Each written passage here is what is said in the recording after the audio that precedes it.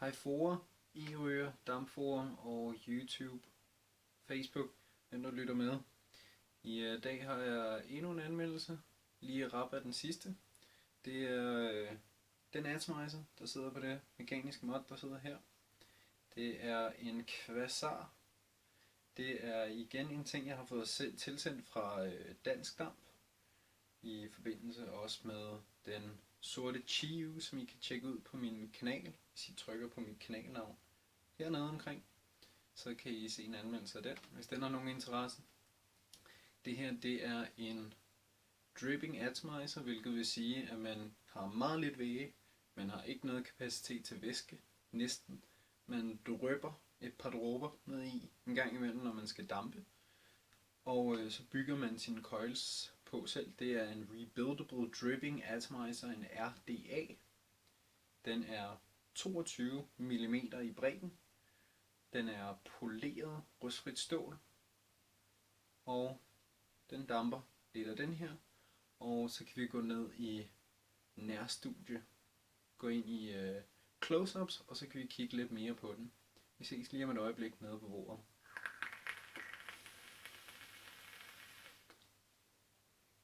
Så kom vi ned på bordet for at få et lidt nærmere syn på sagen. Når I modtager den fra Dansk Damp, så er det uden drip tip, og det er kun det I får der. Drip tip plejer de fleste at have en del af, og jeg kan egentlig godt lide den kommer uden drip tip, fordi jeg har dem jeg godt kan lide, og det er dem jeg altid bruger, så jeg skifter drip tips alt afhængig af hvilken atomizer jeg kører med. Her kan man så se den. Det er som sagt 22 mm bredt. Kommer til at se godt ud på 22 mm brede mods. Det er 2 sekunder. Poleret stål. Og med laserindgraveret navn. Quasar. Logoet føles rimelig tydeligt. Og når man ser det, når man har den i hånden, så ser man tydeligt navnet.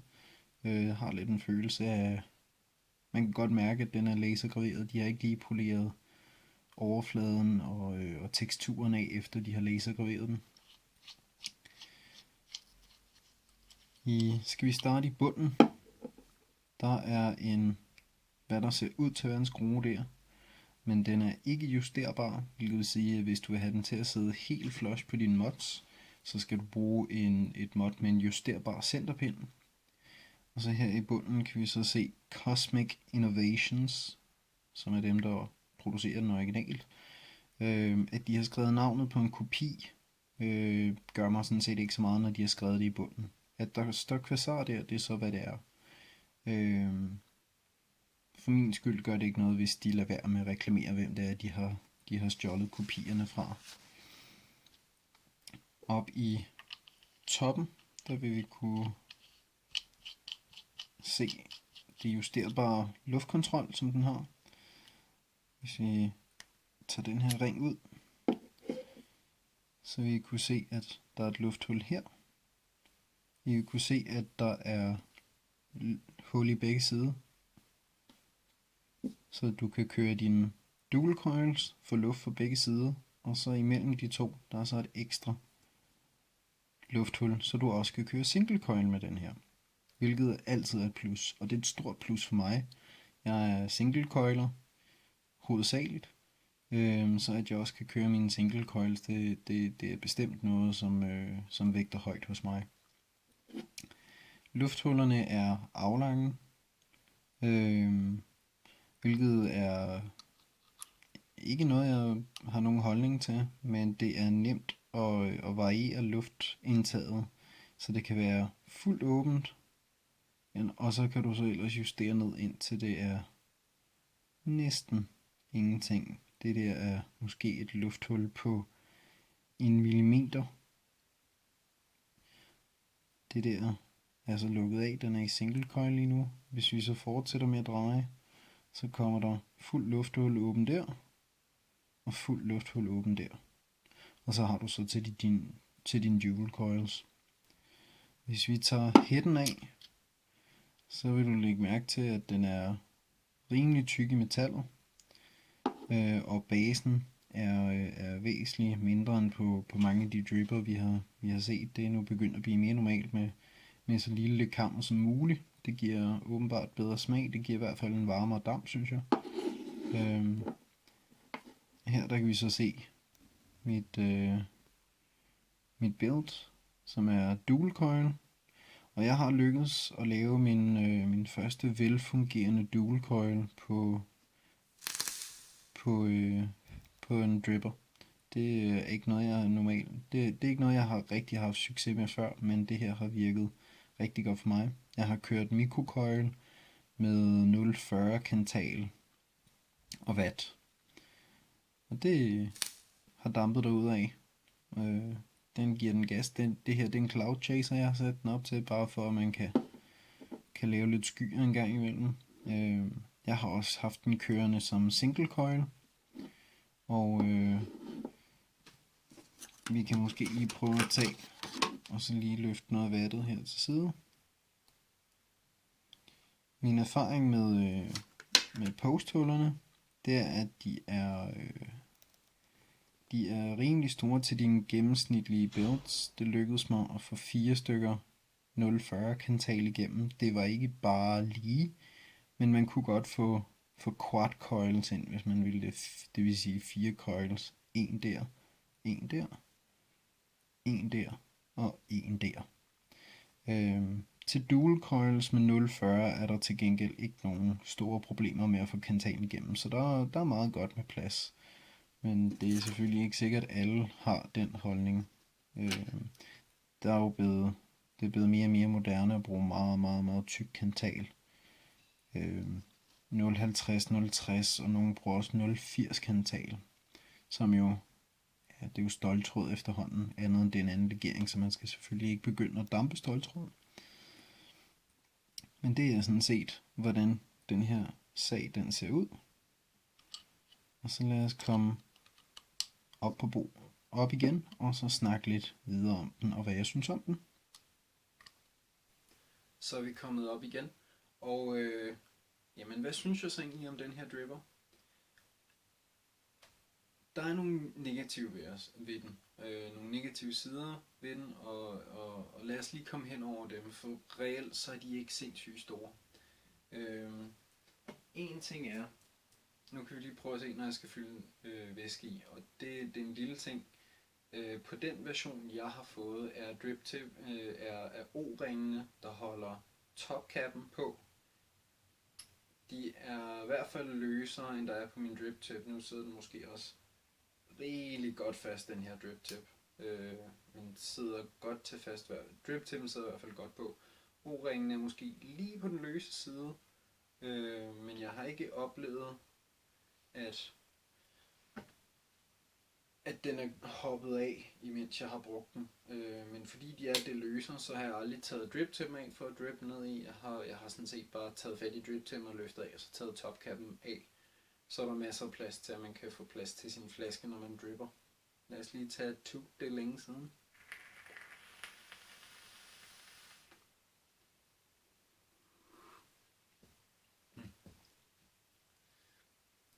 Det er sådan set, hvad jeg har af negative ting til den.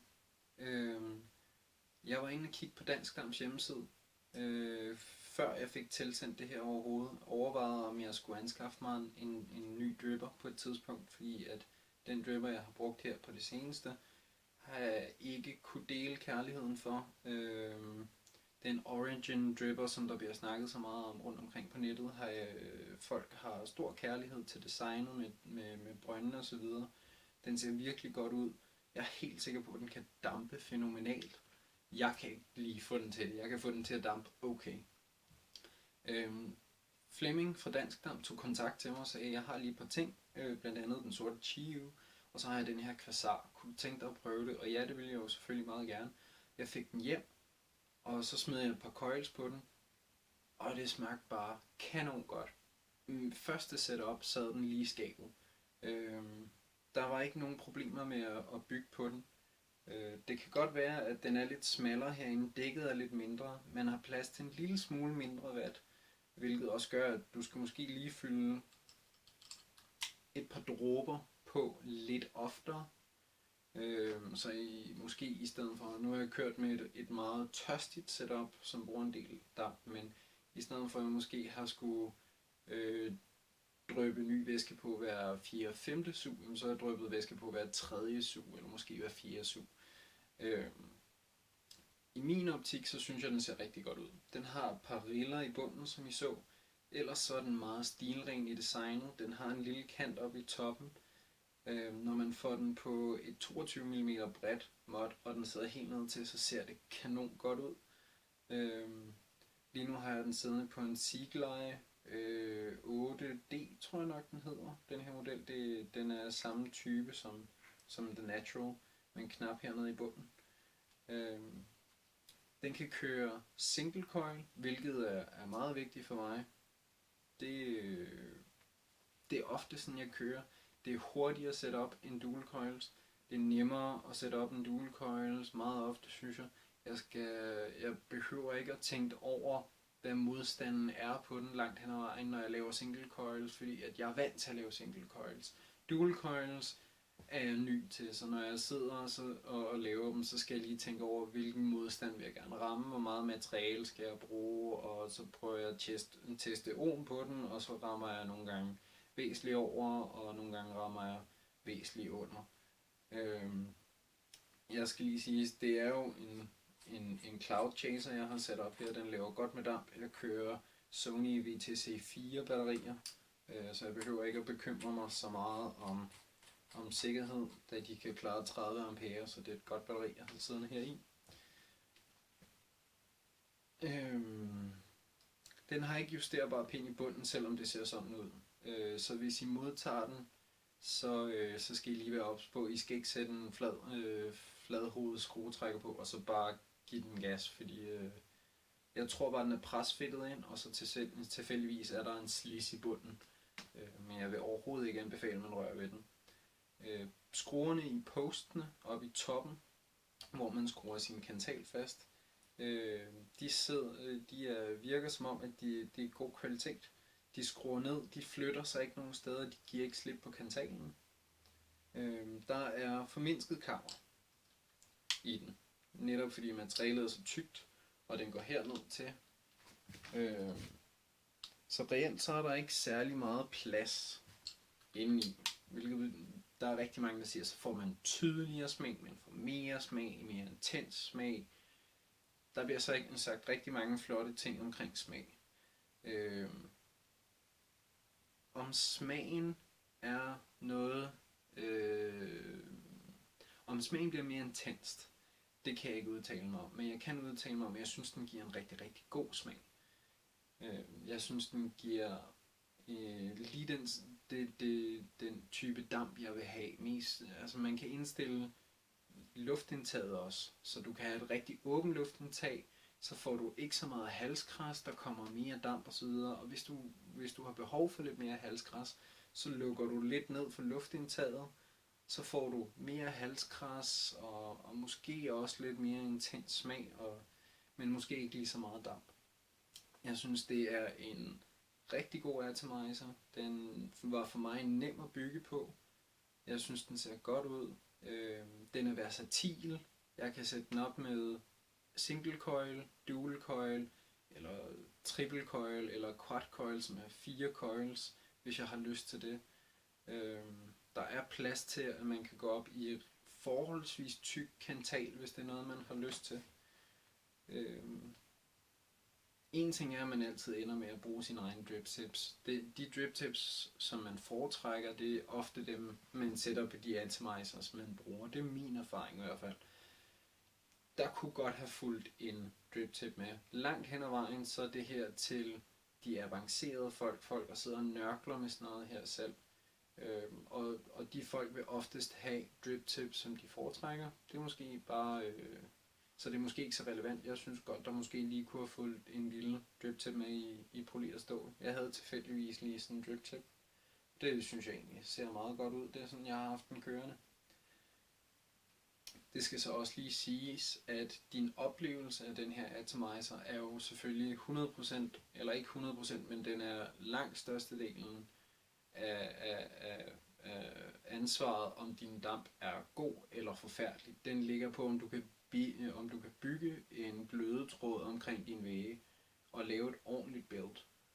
Hvis du bygger en coil, som har hotspots og som er upraktisk osv., på en eller anden måde laver en kortslutning et sted, jamen, så kommer du ikke til at få en god damp, du kommer ikke til at få en fyldig damp, du kommer til at få noget smagsløst, måske ikke så meget damp, og måske endda brændt smag, og det er forfærdeligt.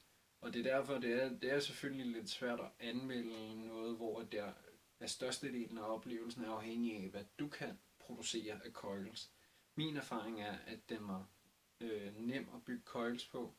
En ting, der er med til at hjælpe og gøre den nem, det er, som I kan se på close-upsene, det er, at den kant der går ikke op over postene og de huller, der er i de her terminaler. Så det er nemt lige at køre sin coil vandret hen, i stedet for at man skal bukke den ned og hen til at trække og gøre af sig. Men jeg må sige, det er en dripping atomizer, som jeg er blevet rigtig, rigtig glad for. Smagen, udseendet, hvor nemt den er at bygge. Og så har jeg sat den op som en cloud chaser. Jeg får masser af smag, masser af damp, og den er lidt sjov at sidde og tåge ens værelse fuldstændig til på. Jeg kan lige prøve at give den en tube. Det er så godt nok med noget halvstærkt mentol, så jeg kan nok ikke tage et ondt drag.